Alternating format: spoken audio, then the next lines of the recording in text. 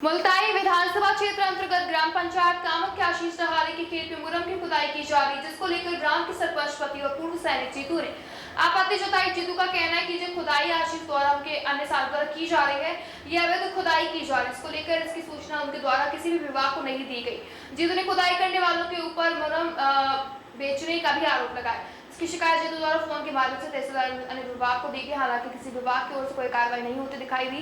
जब इस पूरे प्रकरण के संबंध में खेत मालिक आशीष से बात की गई तो उनका कहना पड़ा कि जमीन मेरी है और मैं इस जमीन से उनकी खुदाई करवाकर खेत में ही स्वयं सड़क का निर्माण करवा रहा हूँ। इस कार्य के लिए मुझे किसी भी प्रकार की अनुमति की आवश्यकता नहीं है। इस आरोप प्रत्यारोप में आगे देखने को मिल पाएगा कि सरकारी विभाग द्वारा इस प्रकरण में क्या किया जा रहा है। आपका परिचय दीजिए। मैं आशीष डहारे। ये जो खुदाई हो रही है आपके खेत में हो रही है? जी मेरे खेत में हो रहा है और मेरे खेत में हो रही है। मैं उसका रोड निर्माण कर रहा हूँ अपनी ज़मीन में जाने के लिए। आपकी ज़मीन क्योंकि रेलवे वाले उनकी ज़मीन बंद कर रहे हैं। अच्छा, तो ये से सरपंच पति है यहाँ पर, उनका आरोप है कि जो आप खुदाई कर रहे हो इसके लिए आपने किसी प्रकार की अनुमति नहीं दी तो अपनी ज़मीन में खुदाई करने की क्या चीज़ करना, मैं उसको लेवल करना चाहता हूँ और मैं उसके लिए वहाँ अपनी ज़मीन में जाने के लिए रोड बनाना चाहता हूँ, वो भी अपनी ज़मीन में से, कोई सरकारी ज़मीन में से थोड़ी ना। तो मतलब किसी प्रकार की कोई अनुमति आपके द्वारा नहीं ली गई? अपनी ज़मीन में कि भाई मैं किसी सरकारी ज़मीन का उपयोग कर रहा हूँ तो मुझे कुछ आगे। चलिए धन्यवाद दीजिए। और क्या समस्या हो रही है उस विषय में जानकारी दीजिए। मेरा नाम जीतू डहारे है। मैं ग्राम पंचायत कामत का निवासी हूँ और पूर्व सैनिक हूँ। अभी हाल फिलहाल में मेरी धर्मपत्नी ग्राम पंचायत कामत चिखली खुर्द की सरपंच है।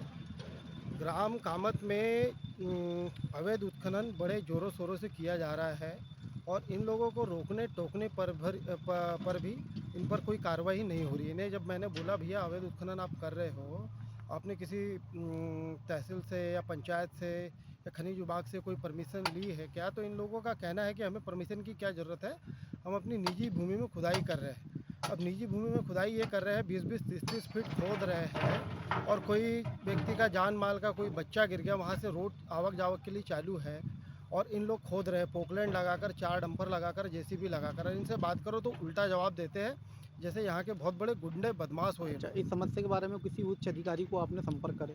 मैंने अभी माननीय एसडीएम महोदया को फ़ोन किया 2 बारी, उनका कॉल रिसीव नहीं हुआ, तो फिर मैंने तहसीलदार महोदया को फ़ोन किया तो तहसीलदार महोदया ने मुझे बोला है कि अभी हम तुरंत ही एक टीम भेज रहे हैं जो यहाँ पर पंचनामा बनाकर इनके ऊपर ठोस कार्रवाई करेंगे।